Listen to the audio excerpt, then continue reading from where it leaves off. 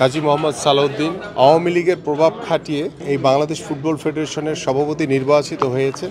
বাংলাদেশের ক্রীড়াঙ্গনে যাতে আর কোনো দলীয়করণ করা না হয়, রাজনীতিকরণ করা না হয়, আমাদের মিনিমাম 10 থেকে 15 বছর বা 20 বছরের সময় দিতে হবে। গত 17 বছর স্বৈরাচার আওয়ামী লীগ সরকার যেভাবে বাংলাদেশ ফুটবল ফেডারেশনে দলীয়করণ করেছে, সেই দলীয়করণের সুযোগে কাজী মোহাম্মদ সালাউদ্দিন আওয়ামী লীগের প্রভাব খাটিয়ে এই বাংলাদেশ ফুটবল ফেডারেশনের সভাপতি নির্বাচিত হয়েছেন। সেই জায়গা থেকে আমরা দেখেছি গত 17 বছরে বাংলাদেশের ফুটবল যতই দিন গেছে ততই অধপতনের দিকে চলে গেছে। সেটা আমাদের গ্রাসরুট লেভেল থেকে শুরু করে আমাদের একদম টপ লেভেল পর্যন্ত বাংলাদেশের ফুটবল ধ্বংসের পথে।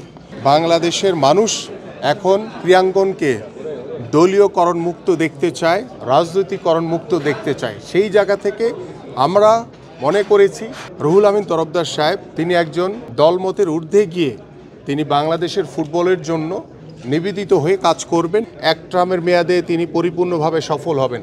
সেটার জন্য আমাদের মিনিমাম 10 থেকে 15 বছর বা 20 বছরের সময় দিতে হবে। বাট সেই শুরুটা করতে চাই, যে শুরুটা বাংলাদেশের মানুষ স্বাধীনতার পরে দেখতে চেয়েছিল, সেই শুরুটা আমরা এখন করতে চাই। এবং আমরা চাই যে বাংলাদেশের ক্রীড়াঙ্গনে যাতে আর কোনো দলীয়করণ করা না হয়, রাজনীতিকরণ করা না হয়, সেই প্রত্যাশাতে যদি আমরা পূরণ করতে পারি জাতির কাছে, তাহলে আমার কাছে মনে হয় যে এই বাংলাদেশের পরিবর্তনের যে হাওয়া, যে সংস্কারের হাওয়া, সেটা পরিপূর্ণভাবে আমরা কাজে লাগিয়ে বাংলাদেশের ফুটবল না শুধু বাংলাদেশের অন্যান্য স্পোর্টসও আমরা ব্যাপক কাজে লাগাতে পারবো এবং ব্যাপক সফলতার দিকে আমরা এগিয়ে যেতে পারবো।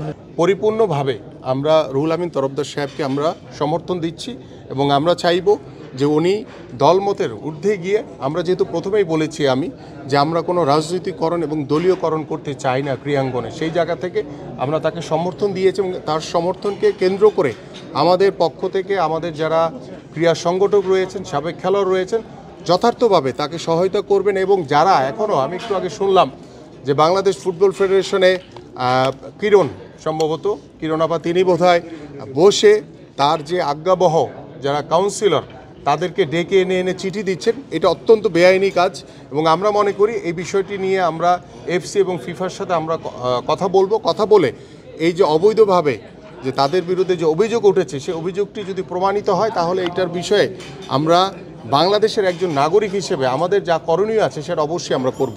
সবাই শুধু কথা বলে যে হ্যাঁ আমরা ভালো করতে চাই, বাট আমি আসলেই চাই অনেস্টলি যে শুরুটা হোক। সেই শুরুটা হলে যাতে সেটার একটা সফলতা আমরা 10 বছর, 15 বছর বা 20 বছর পরে এসে দেখতে পাবো ইনশাআল্লাহ।